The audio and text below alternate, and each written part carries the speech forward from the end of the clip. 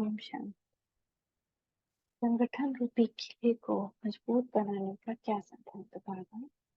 बाप दादा ने बाप दादा सामने बैठे हैं, पूछ रहे हैं। पांडव भवन को पांडवों का किला कहते हैं। किले का गायन भी ऐसा ही जो इस ईश्वरीय संगठन है, वो संगठन भी एक किला है। लेकिन जब हम योग करते हैं तो योग की जो पावर है वो जैसे चारों तरफ से एक किला तैयार करती है। तो आप कभी पहले भी हम लोग अभी में पढ़े हैं कि अगर किसी आत्मा को घेरना है तो उसके चारों तरफ शुभ भावना शुभ कामना का किला बना दो,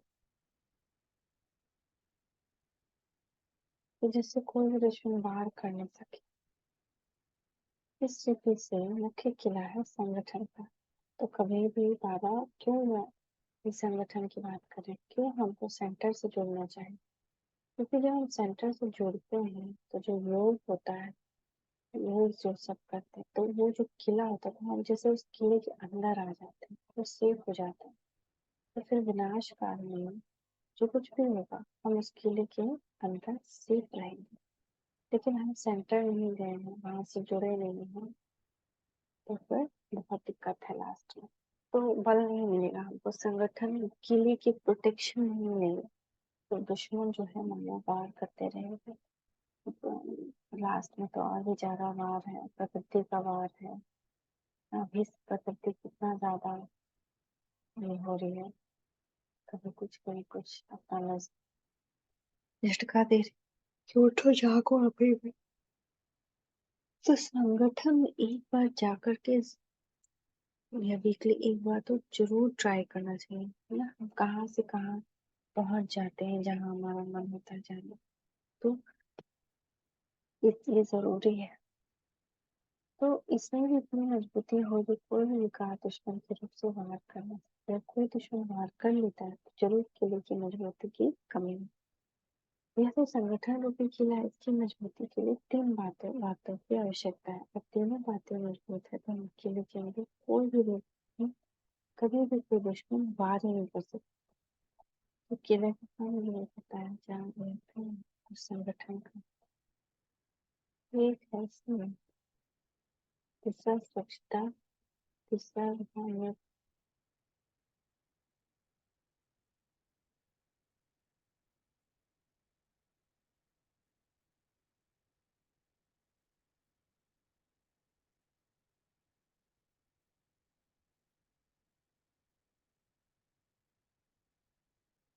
तो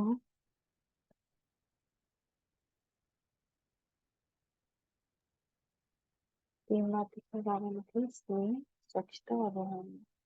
स्नेह, एक दूसरे से स्नेह बढ़ाना, स्नेह, स्वच्छता, दिल साफ है, और रूहानियत।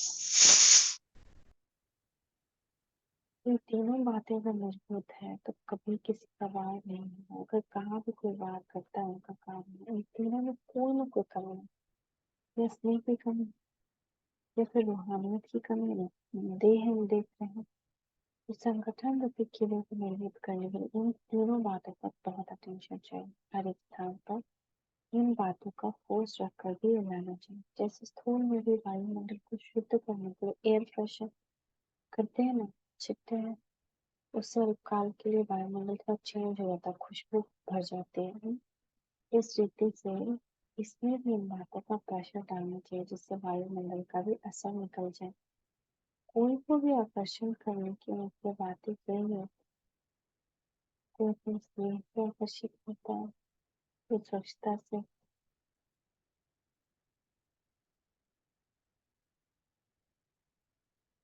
तो बाबा कह रहे हैं इस रीति इन सब बातों पर भी प्रेशर डालना चाहिए जिससे वायुमंडल का असर निकल जाए। कोई को भी आकर्षण करने में मुख्य बातें यही होती है, स्नेह से स्वच्छता से प्रभावित तो हो जाते हैं, लेकिन मुख्य तीसरी बात रूहानियत की, यह है मुख्य। दो बातों से प्रभावित हो गए तो दोनों के प्रति विशेष वृत्ति और दृष्टि में अटेंशन रहा, उसके रिजल्ट में लेकर गए। तो जैसे लोगों को भी मुख्य बातें आकर्षण करने की निमित्त बनती है ना, जैसे आपके बोल में स्नेह की वृद्धि है, दृष्टि में स्नेह में स्वच्छता है, भाई भाई का है, और रूहानियत भी अगर है तो वो किसी को भी आकर्षित करेगा। वैसे एक दो को संगठन में लाने के लिए, इस संगठन में शक्ति बढ़ाने के लिए आपस में ये तीन बातें एक दो को लेकर के अटेंशन दिलाने की आवश्यकता है। अगर तीनों में से कोई भी बात की कमजोरी है तो जरूर कोई ना कोई वीकनेस है। तो सफलता होनी चाहिए, वो नहीं हो पाती है, जो कोई कमी है। तो यह बातें बहुत ध्यान में रखनी।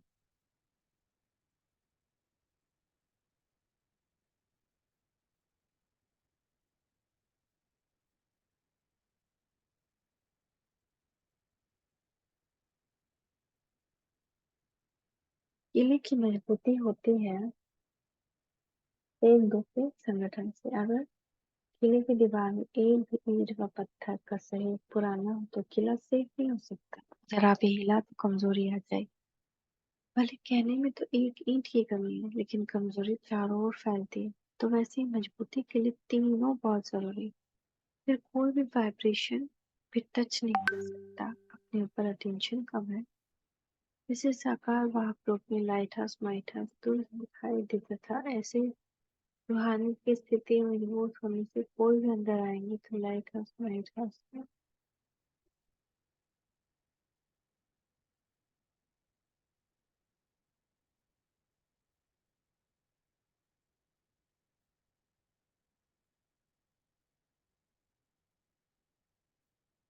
तो क्या महसूस करेंगे, लाइट हाउस माइट हाउस का मतलब अनुभव करेंगे। जैसे साकार भाव, साकार रूप में लाइट हाउस माइट हाउस दूर से ही दिखाई देते थे। जैसे वो कभी भी चल रहे हो ना, तो ऐसा लगता है जैसे कोई रोशनी चल रही है, एकदम लाइट उनके चारों तरफ।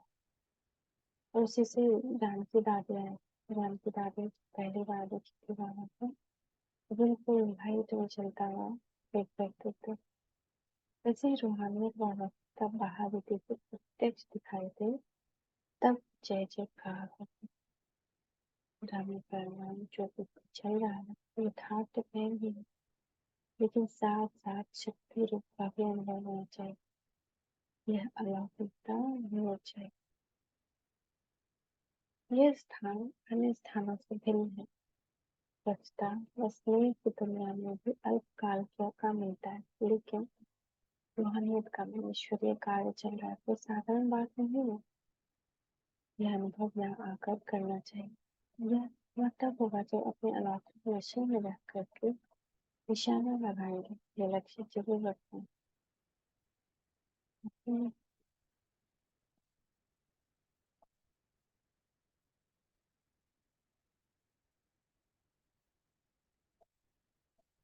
और इसीलिए अपने चरित्र द्वारा, चलन द्वारा, वाणी द्वारा, वृत्ति द्वारा, वायुमंडल द्वारा, सभी प्रकार के साधनों द्वारा वाहक के प्रैक्टिकल पार्ट की प्रत्यक्षता अवतरण भूमि पर प्रत्यक्ष मिलनी चाहिए। सिर्फ स्नेह स्वच्छता की प्रशंसा तो कहाँ भी कर सकते हैं, छोटे छोटे स्थानों में भी प्रभाव पड़ सकता है, लेकिन कर्म भूमि चरित्र भूमि द्वारा भूमि के आने की विशेषता होनी चाहिए कि हाँ ऐसी भूमि आनी जहाँ पे भगवान का अवतरण हुआ है। जैसे कोई को घेराव डालकर चारों ओर उसको अपनी तरफ आकर्षित करने के लिए आते हैं।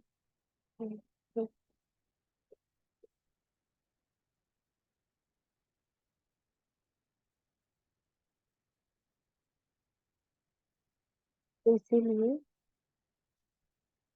इस विशेष भूमि पर संपर्क में आने वालों को संबंध में समीप लाना चाहिए। जो संपर्क में आने वाले हैं वही संबंध में समीप आ सकते हैं।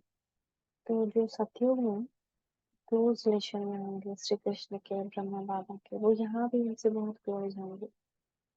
तो रॉयल फैमिली में वही आ सकते हैं, आपके संपर्क में आने वाले हैं, वही संबंध में समीप आ सकते हैं। तो चारों ओर यही आवाज दिखनी चाहिए, घूमता रहे चारों ओर यही वायुमंडल, दोनों को भले देता है। इसके लिए तीन बातों की आवश्यकता है। ये तीन बातें बाबा ने कही, स्नेह, स्वच्छता और रूहानियत। अब तक जो हुआ वो कहेंगे ठीक हुआ, अच्छा तो सभी होता है, लेकिन अब तक स्टेज पर ना अब होना चाहिए, अच्छे थे अच्छे। अब चैलेंज करते 4 गुना वर्ष में विनाश की ज्वाला प्रत्यक्ष हो जाएगी, तो स्थापना में भी चलो बाप के प्रत्यक्षता होगी, तब तो कार्य होगा ना। वाह वाह वाह, अच्छा कमाल यह है जो विस्तार द्वारा बीज को प्रकट करने, विस्तार में बीज को गुप्त कर देते हैं। तो भी वृक्ष का आंतरिक चीज है, मध्य में गुप्त होता है, अंत तक गुप्त नहीं रह सकता। अति विस्तार के बाद आखिरी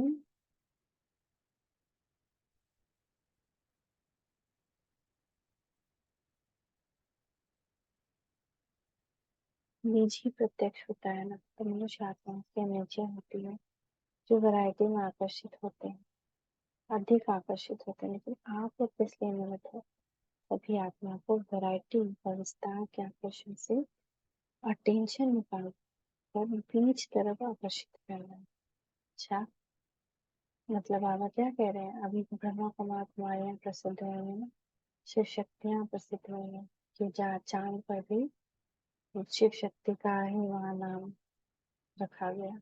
तो ऐसे ये जो विस्तार हो गया है, इसको अब हम ही हमारे द्वारा है, अब बीज प्रत्यक्ष होना है, यानी भगवान प्रत्यक्ष होना है। सर ऐसा कुछ करना है जिससे कि बीज की तरफ सबका आकर्षण जाए, ऐसा प्लान बनाना है, ऐसे योग करने, प्रकाश देना है। शुक्रिया बाबा, शुक्रिया। ओम शांति, ओम शांति, ओम शांति।